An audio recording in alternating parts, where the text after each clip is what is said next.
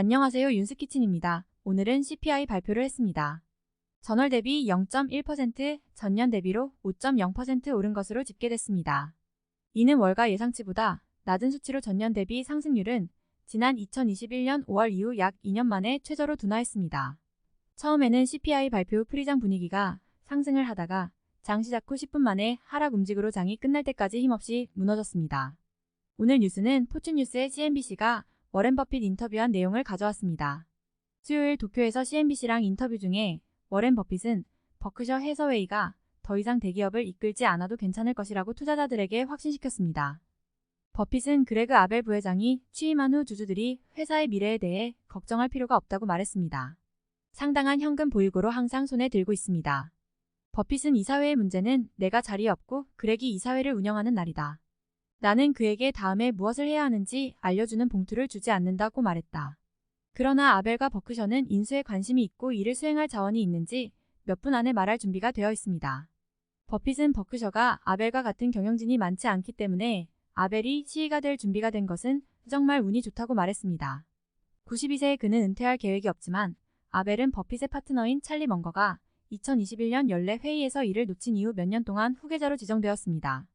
아벨은 이미 버크셔의 모든 비보험 사업을 감독하고 있습니다. 버핏과 아벨은 수요일 버크셔가 2020년 그곳에 투자한 여러 회사를 확인하고 버핏이 이끄는 대기업을 홍보하기 위해 이번 주 도쿄에서 CNBC에 함께 출연했습니다. 수요일의 출연은 팬데믹 이전부터 버핏이 한 첫 번째 텔레비전 인터뷰입니다.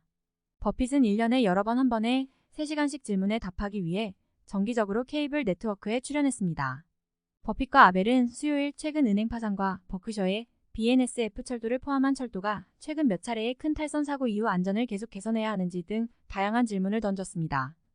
버핏은 일부 관리자들이 단기 이익을 늘리기 위해 때때로 멍청한 일을 계속할 것이기 때문에 시간이 지남에 따라 더 많은 은행들이 도산할 것이라고 말했습니다. 연방정부가 아닌 은행에서 비용을 지불합니다. 버핏은 우리는 은행 도산이 끝나지 않았지만 예금자들은 위기를 겪지 않았다고 말했습니다. 은행은 파산하지만 예금자들은 피해를 입지 않을 것입니다. 버크셔는 버핏의 우려 때문에 최근 몇 년 동안 주요 뱅크 오브 아메리카 지분 외에 대부분의 은행 투자를 매각했습니다. 그는 사람들이 수익 수치에 너무 집중해서 내가 보기에 기본적인 은행 원칙이 무엇인지 잊어버리는 것이 마음에 들지 않는다고 말했다. 2월 3일 오하이오주 동부 팔레스타인 외곽의 노포크 남부 탈선 사고 이후 철로 안전 개선에 중점을 두어 위험한 화학물질이 방출된 후 대피와 건강 문제가 지속되었습니다. 버핏은 노폭 서든이 탈선에 대한 초기 대응에서 끔찍하게 처리했다라고 말했습니다.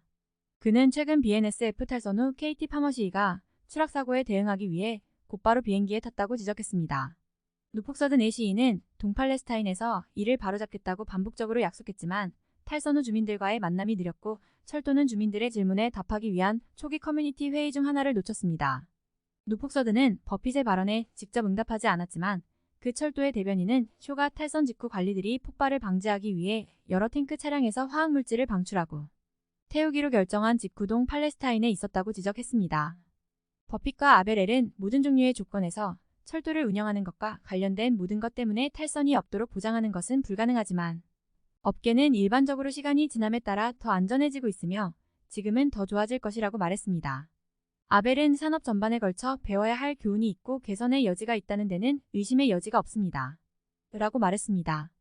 버핏은 인플레이션이 끔찍한 일을 할 수 있으므로 여전히 우려사항이며 버크셔의 사업에서 본 보고서에 따르면 경제가 둔화되고 있는 것으로 보인다고 말했습니다. 그러나 그는 연준이 금리를 계속 인상해야 하는지에 대해서는 언급하지 않았으며 버크셔가 거시경제적 요인에 따라 투자 결정을 내리지 않는다는 오랜 철학을 되풀이했습니다. 버핏은 우리는 58년 동안 진로를 바꾸지 않았다고 말했다. 우리는 우리가 좋아하고 신뢰하는 사람들이 운영하는 훌륭한 기업을 적절한 가격에 인수하기를 원하며 계속 그렇게 할 것입니다. 그리고 우리는 매주 월요일 국채를 계속 매입할 것입니다. 버핏은 중국이 대만에 개입해 회사 운영을 방해할 수 있는 지정학적 위험을 재평가했다고 말한 후 지난해 칩 제조업체 대만 반도체에 투자한 40억 달러를 제고했습니다. 그러나 버핏은 대부분의 아이폰 사용자가 누군가가 1만 달러를 제공하더라도 애플 장치를 포기하지 않을 것이라고 믿기 때문에 회사가 중국 공급업체에 크게 의존하고 있음에도 불구하고 애플의 가장 큰 후원자 중 한 명입니다. 이러한 고객 충성도는 버크셔의 최대 투자처인 애플을 매력적으로 만듭니다. 버핏이 은행 위기 전에 뱅크 오브 아메리카를 남겨놓고 은행주를 다 처분하였습니다. 버핏의 판단력은 진짜 대단한 것 같습니다. 오늘 다른 뉴스는 전기차 중요한 뉴스가 있습니다. 미 환경부에서 2032년까지 신차를 67% 전기차로 전환할 거라 예상했습니다. 지난해 판매 신차 1380만 대 중 전기차 비중은 5.8% 수준입니다.